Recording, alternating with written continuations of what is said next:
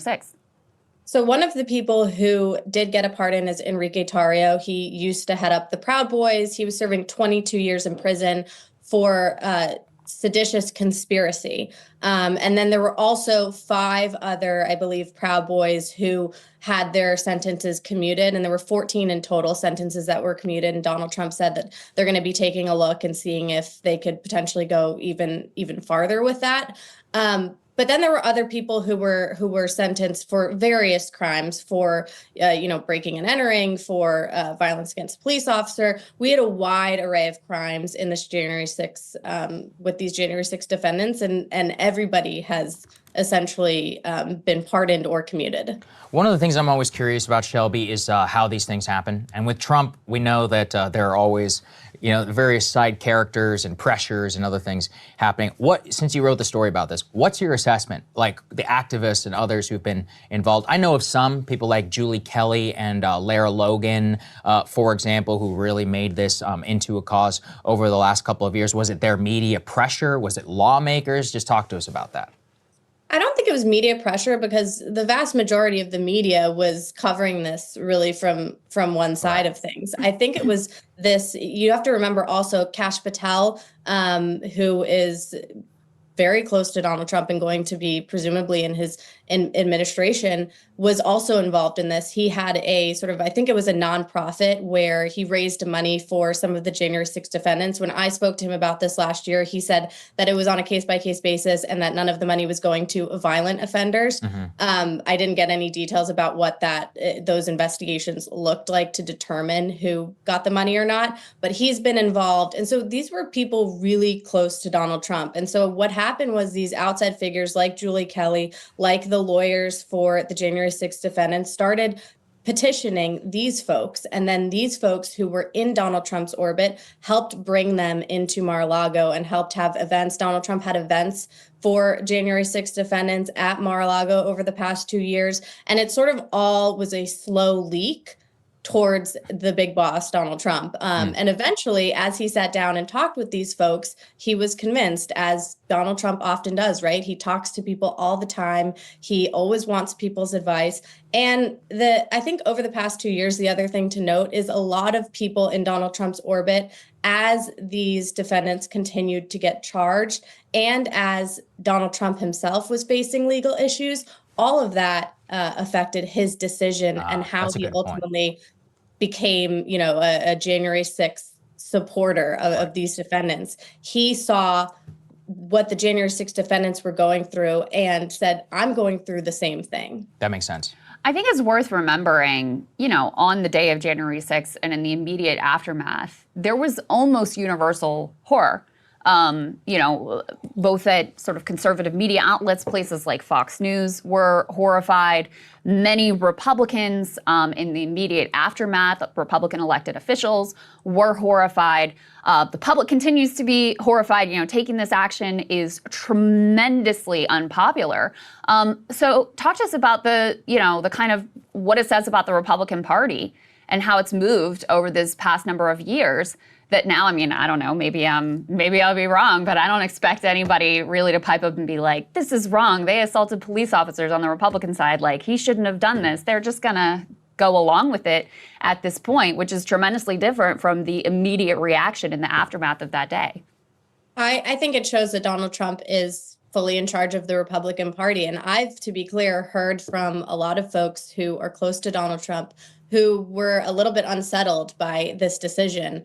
But will they come out and say it publicly? Probably not, because their feeling is Donald Trump is in charge and this is what he has decided. But I know a lot of people in the Republican Party are a little bit uncomfortable by this. I think that they would have been far more comfortable if it had been done by a case-by-case basis. And if those individuals who did do more violent crimes were not released. Right. And Shelby, what do you think it says about this Trump administration coming in too? That, as you pointed out just weeks ago, his own vice president was like, well, of course the violent ones should be in prison and deserve to serve time. And now here we are weeks later, and it's like, nope, blanket, basically across the board. They're all no problem, good to go. Seditious conspiracy, beating a cop, doesn't matter. You're set free. What does it say about how he's approaching this 4-year term?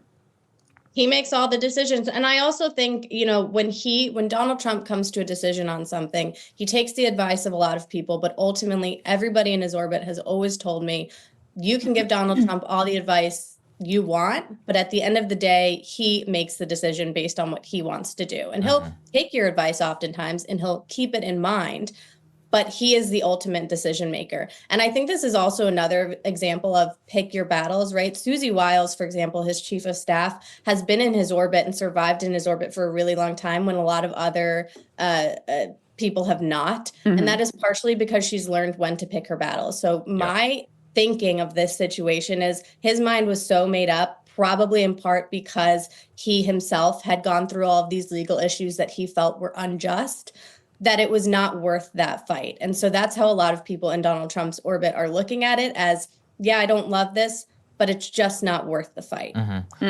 Also, we wanted to talk to you about DOGE and Vivek Ramaswamy. Guys, can we go ahead and put this up there on the screen? The news is out and it's official 100%. Vivek Ramaswamy will be exiting DOGE before it even really gets a chance to begin. They write, everyone wants him out. How Musk helped boot Ramaswamy from DOGE. Can you give us some of the backstory here? On I know that I heard this probably same to you, is tension in Mar-a-Lago, etc. Not sure I realized the extent to which Elon Musk had turned on Vivek, actually even earlier and prior to his tweet about American culture. So what do you, first give us some of the backstory and then give us some of what you think about what it portends for the future Trump administration. There's a lot of stories going around, right? You hear from Vivek Ramaswamy allies who say, no, this is all just because he wants to run for governor. Right. Probably a little bit of it, but certainly there were tensions that I think none of us really realized. And I think it came down to, from what I've been told by some people, another version of the story is that there wasn't enough work being done by Vivek, and that H-1B visa debate where he came out and supported it and kind of trashed American culture was another big reason, sort of the nail in the coffin to get rid of him. But there are a lot of stories going around. Some people have said that he was annoying Donald Trump, in addition to Elon Musk. But ultimately, the run for governor, the impending run for governor, sort of gave them an easy out to, I think, push him out sooner. Because I know as recently as last week, I was talking to people close to Vivek who were telling me, yes, his plan has always been all along, do DOGE for 9 months and then run for governor. And certainly it has not been 9 months. So are we, like, he just was annoying? Like, they just didn't like working with him? Is that basically what it came down to? And then they're like, oh, the Saved by the Bell thing. This is our ticket to push this guy on entirely. Yeah, I honestly have not heard anything, any specific instance or a specific blow up fight. It was just, from my understanding, a bunch of different small things combined with some people's personalities just don't work. Don't work. Makes sense. Makes sense. Exactly.